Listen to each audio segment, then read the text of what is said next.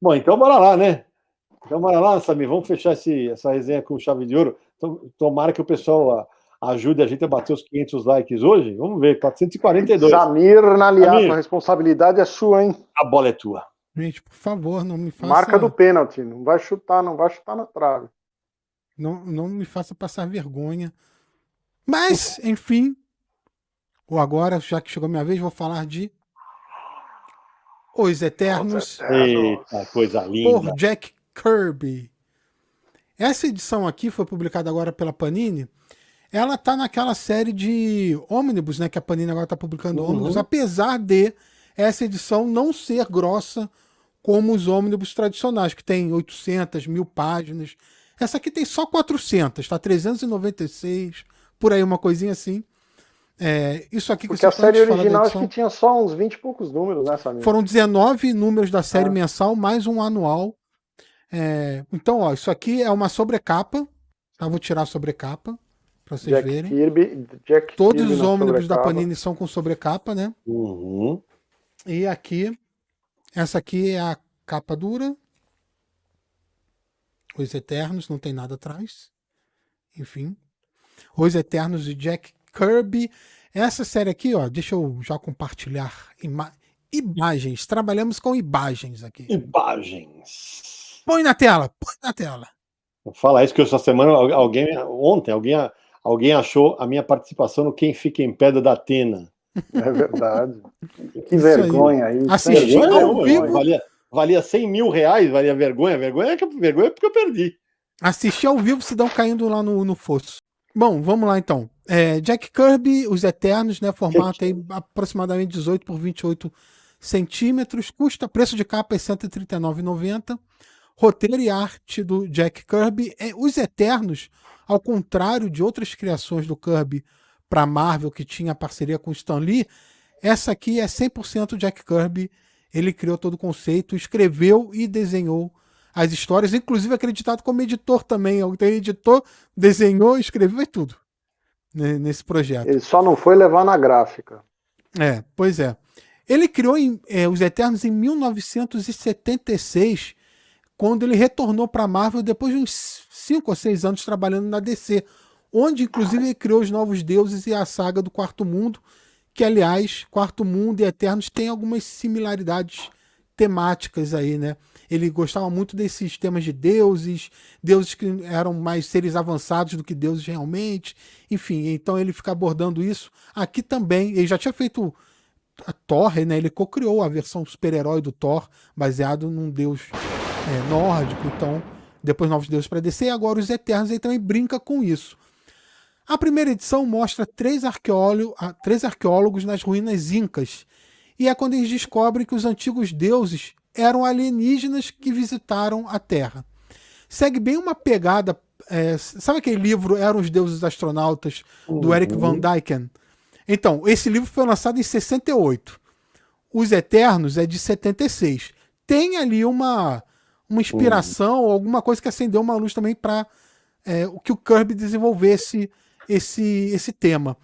Ele usa uma premissa bem similar para desenvolver a história, e ele pega essa ideia de que os deuses não eram deuses, eram seres alienígenas que visitaram a Terra, para criar toda essa trama. Então ele liga isso, a chegada desses seres que na versão do Kirby são chamados de celestiais, são seres gigantescos de, sei lá, 600 metros de altura, com armaduras, seriam os alienígenas que visitaram a Terra.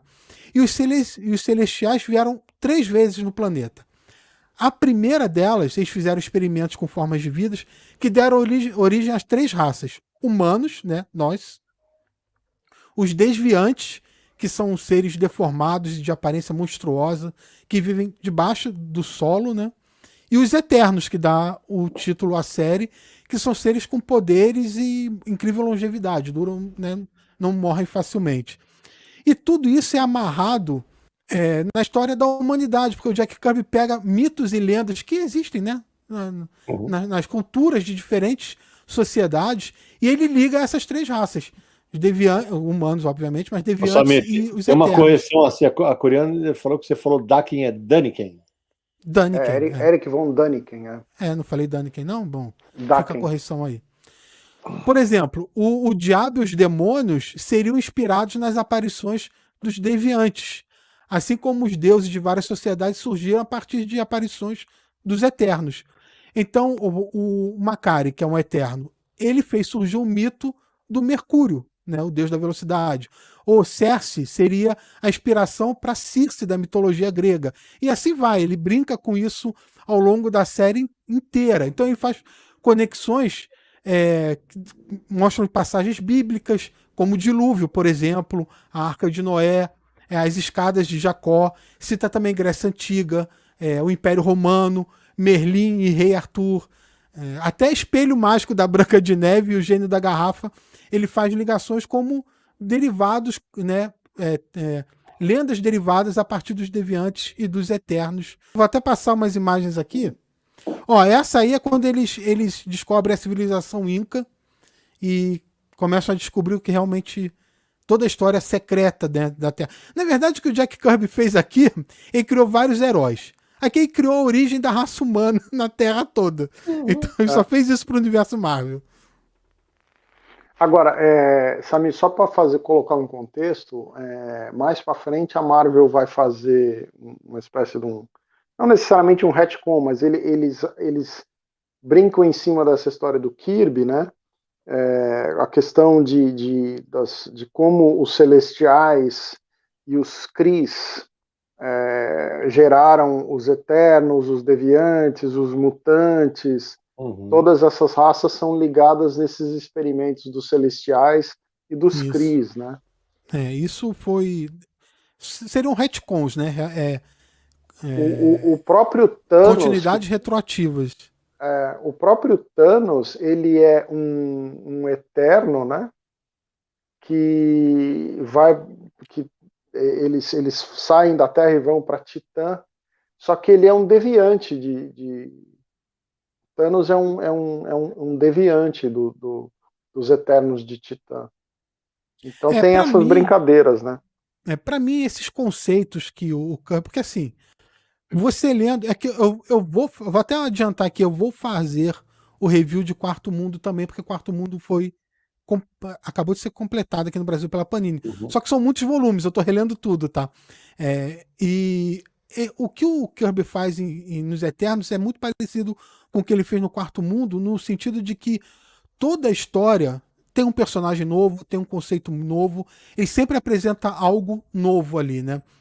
E isso para mim, assim, esses conceitos são fascinantes, porque esse negócio que ele tenta amarrar a história da humanidade com uma nova mitologia que ele está criando, então ele tenta ligar tudo isso, para mim fica bem, bem legal de acompanhar.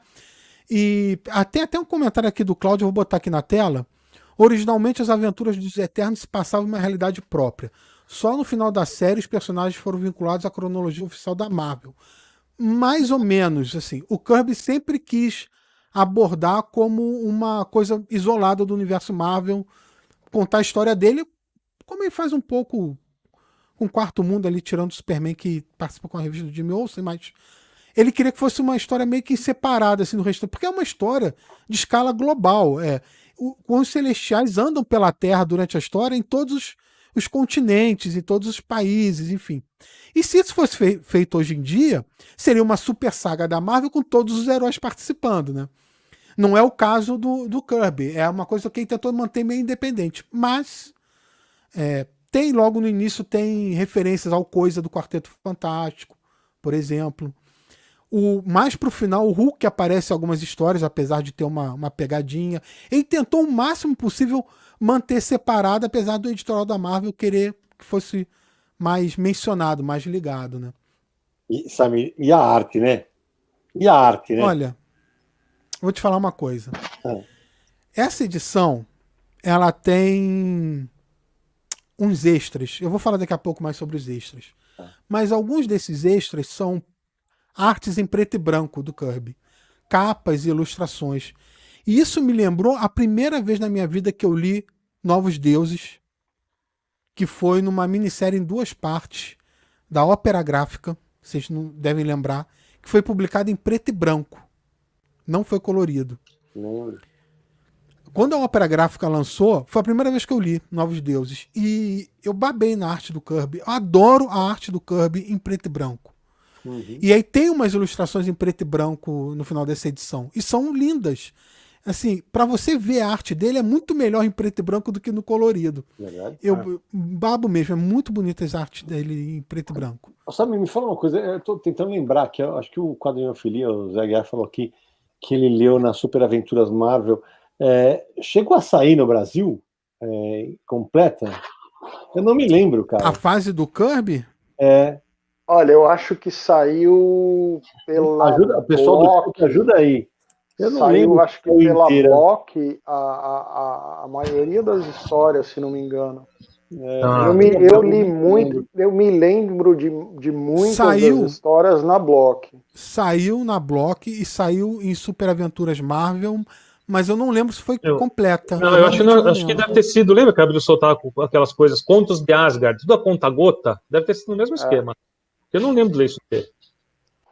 Eu lembro que na Block saiu pelo menos metade. Eu de verdade não me lembro.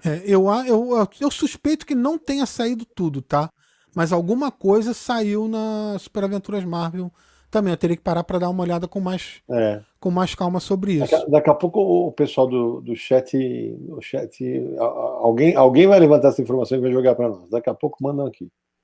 Eu gosto demais desse conceito dos Celestiais. O Cláudio Basílio falou que ele publicou algumas das histórias dos Eternos na Block e Abril também publicou essas histórias, mas não finalizou o arco do Kirby. Olha aí, que legal, velho. Cara, eu tenho que confessar que eu estou adorando essa onda de resgate de trabalhos do Kirby. Sim, sem dúvida. Não só pela Panini, porque a Panini publica Marvel e DC, mas outras editoras também. Sim, a gente já resenhou aqui Sky Masters, a gente já resenhou aqui. A gente já resenhou outro do Kirby também, eu acho, mas agora não tô lembrando. A Andorra pergunta que ela não conhece muito dos Eternos. A HQ é um bom começo? Na verdade, a HQ é tudo, né? É o começo. É o começo. É o começo, meio e fim. Ficam algumas pontas soltas porque foi cancelado antes da hora e tal, mas... mas é só o que você precisa ler, é o que tá nessa edição. Exatamente. E vale lembrar que vai virar filme esse ano, né? Já era para ter saído o filme, eu acho. Sim. Por causa da pandemia e tudo, vai sair no final desse ano. Então, eu recomendo, com certeza, para você conhecer toda essa mitologia dos Eternos e dos Celestiais, é esse material aí que você tem que ler. E Samir, você acha que o Ajax, que é o líder aí dos Eternos, ele é uma espécie de Superman também? Espécie de Superman? Não, eu não faria essa comparação. Sim, assim, é super-herói, é uma espécie de Superman, mas assim, eu compararia mais com Nova Gênese e os personagens de Nova Gênese, sabe? Eu acho que tem mais a ver com isso do que com Superman. Porque tem muita similaridade mesmo. Agora eu ia falar no nome do filho do Darkseid lá, o Orion. O Orion, O Ajax e o Orion são muito parecidos para mim. Sim. Deixa eu só falar rapidinho do material extra. Esqueci de falar que também tem uma menção a S.H.I.E.L.D. na série, tá? Alguns agentes da S.H.I.E.L.D. participam de histórias, então tem essas pequenas conexões com o universo Marvel. E só para complementar sobre a história mostra a quarta vinda dos Celestiais, que seriam os deuses, né? E aí, as três raças criadas por eles, os homens, os Eternos e os Deviantes, precisam se juntar para evitar a sua extinção, vamos dizer assim. Então, a história parte daí. Nos extras, tem um prefácio bem legal do Mike Royer, que era um arte finalista que trabalhou com Kirby. Então, ele fala um pouco da relação dele com o rei, dos trabalhos do rei. Tem materiais com propagandas originais da época, que saíram nos Estados Unidos pela Marvel, divulgando, né, os Eternos. Nesse caso, tem também sessões de cartas com o próprio Kirby, escrevendo, falando um pouco sobre a série, sobre as ideias dele, dos conceitos dele, fazendo uns questionamentos sobre essa ideia de deuses e tal, e como isso inspirou ele a criar os Eternos. Esses extras estão traduzidos, tá, pessoal? Só para falar para vocês, porque do Conan teve aquela confusão de que não estava, aqui está tudo traduzido. Tem arte do Kirby em preto e branco também, e tem 2 textos bem interessantes assinados pelo Robert Greenberg, que é um escritor americano. Um dos textos aborda a série original do Kirby, e o outro mostra como esses conceitos dos Eternos e Celestiais se espalharam no restante do universo Marvel nos anos seguintes, depois que o Kirby já tinha parado de trabalhar com os personagens. Então a Marvel começou a usar eles para muitas coisas, fazer retcon, explorar, usou na revista do Thor, trazer novos conceitos, então até no início dos anos 2000 teve uma série escrita pelo Neil Gaiman, por exemplo. Então dá essa perspectiva de como expandiu no universo Marvel. Eu acho a do Gaiman bem... Só para lembrar, quem assistiu Guardiões da Galáxia, o Neverwhere é a cabeça de um celestial, né? Bem lembrado. Os Celestiais aparecem no Guardiões da Galáxia 2. Verdade, né? Verdade. Deixa eu só tirar uma dúvida aqui do Maurício Moya. Samir, as histórias que saíram pela Ópera Gráfica estão no ônibus. Você deve estar confundindo. O que saiu pela Ópera Gráfica foram os Novos Deuses. O ônibus é Eternos, tá? Um é da DC e outro é da Marvel.